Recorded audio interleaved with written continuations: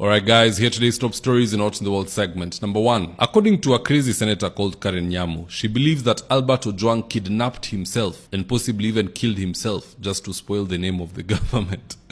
Here's the quote. Who arrested Albert Ojwang? Why was he alone in a police cell? Do we have surveillance cameras in cells? We have seen shameless self-abductions to set the people against their government. And it is not lost to us what this desperate bitter opposition is capable of to make the government look bad. Karen Nyamu is truly one of the most inconsequential senators in our roster. Hakuna siku amewahi changia kitu ya maana. Hata heri Gloria Urwaba angebaki watoe Nyamu. At least Gloria Urwaba was fighting for women rights wapate sanitary towels, especially the young girls who can't afford it. But to get rid of Gloria Urwaba and keep such a person, that is the height of incompetence in this Kenya Kwanza government. Second story of the day, a bold Gen Z has come out to tell Ruto that last time walikula mchele ya Wetangula, this time wanapanga kuosha vyombo. Here's the tip.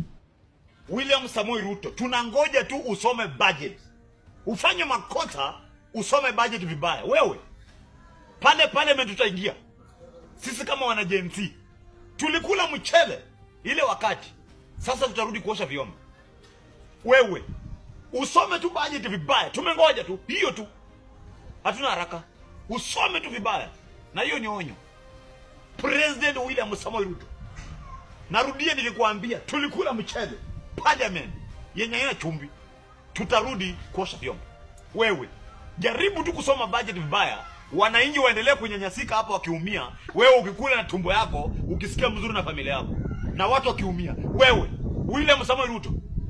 Haya. Na nakuonya. Wewe, fanya wa Kenya wa kuheshimu. Usifanye wa Kenya wa kuogope. Wewe ni binadamu, uko na familia. Usianze kutishia watu ambao walikuchagua. Tukakupigia kura na kukuweka huko. Wewe umefika huko, wewe umepanua tumbo yako peke yako. Umepanua tu tumbo yako peke yako.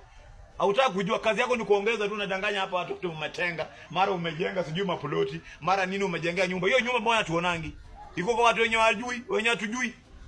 Hapa nani mwenye pata nyumba? William Samoei Ruto, jaribu kufanya wa Kenya wa kuheshimu. Wewe unataka kufanya sisi kuogope kwa nini?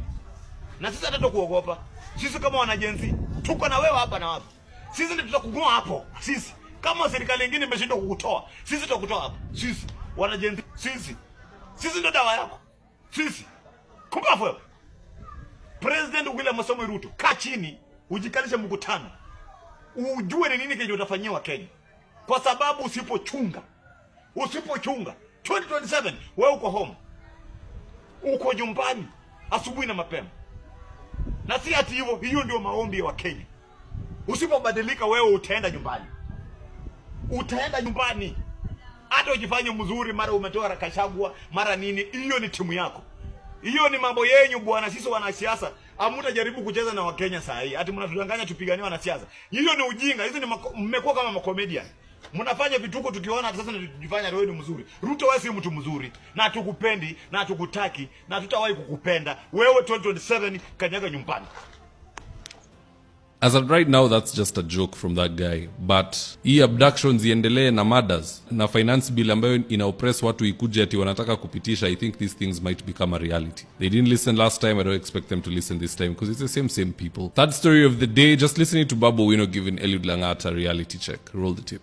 Eliud Langat, who is a Deputy Inspector General of Police, you take an opportunity to go all the way to Homa Bay, arrest an individual, arrest Albert, move all the way back to Nairobi, noting that there are so many police stations within Homa Bay County. You bypassed all those police stations, came back to Nairobi, took an innocent young man from the dad with an intention to kill, premeditated the death of one Albert Ojwang. Reaching Central Police Station, you tell us stories which we only hear in movies that Albert Ojwang hit his head severely on the wall. Does not add up. It's so sad. And what a time to live in this country, Mr. President, under your watch. You need to take time and reflect.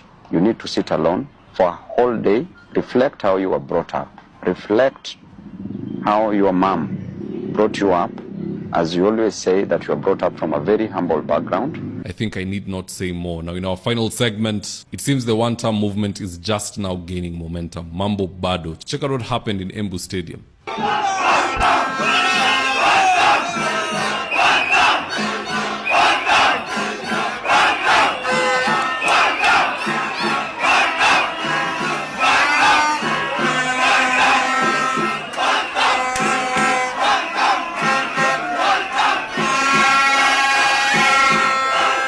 "2027, I believe, will make history. This will be the first one-term presidency ever in the history of Kenya. Either that or this will be the biggest heist, the biggest election theft that we've seen in the history of Kenya. I don't see how the president and his team can pass elections today. But one day in politics is like 1,000 years. So let's see if they can pull something off in between now and then. Because we are on the ground. If the president genuinely has an organic following, people who want to vote for him, you will see it and feel it. We're in Kenya, we are not abroad. But if everybody is saying Ruto must go, alafu anaenda anapita na 4 million anashinda ule mwingine, people will say hapana, hapa something was wrong. But anywho, let's just pray for the best. And as we pray, the best thing you can do is ensure you're a registered voter. Kama una kitambulisho, go get it. Some of the people viewing might have finished Form 4 and they're delaying to get it. Get that ID card. It will help us change this country. Now, having said that, guys, if you're here for the first time, please go on and hit the subscribe button. And if you're watching for a different platform, just head on over to YouTube, search for David Ofula, hit the subscribe button. You're going to be getting a ton of content of this nature. If politics is something you're passionate about, this is definitely the one channel that you really need to subscribe to.